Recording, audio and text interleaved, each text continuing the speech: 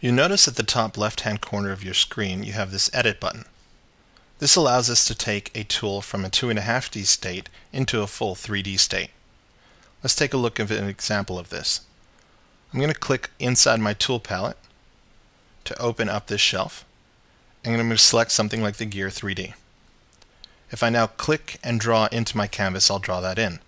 But you notice if you try to sculpt on it, you're just going to draw in more gears. I'm going to hit Control-N to clear this. Once again, I'll click and draw to draw this gear in, but this time I'm going to go up to the Edit button. Be aware that the keyboard shortcut for the Edit button is the letter T. Now that I've pressed the Edit button, I can rotate this gear, I can move it, or even scale it. If I were to hit the Edit button again, I will now drop this gear to canvas, and now it's in 2.5D state. Again, you'll notice that my active tool is a gear, so I can draw in more gears. If I hit Edit, the last gear that I drew in will now become 3D again.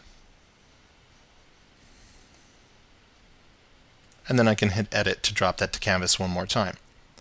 When it's dropped to canvas, we can actually do very unique things like use our smudge brush to kind of smear this all together.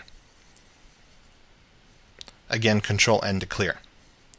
You'll notice if you bring in an object from your Start menu, so I'll go back to the Start menu and select something like this human head, it'll already be in edit mode. So the minute I click inside my canvas, I can start to rotate, move, and scale this face. If I were to click Edit at this point, I would drop this face to canvas, and then of course I couldn't rotate it anymore.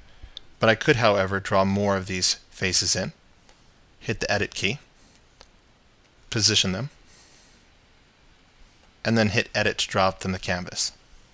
I could then use some of my 2.5D tools like the snake hook brush to make some interesting changes to the pixels on the surface.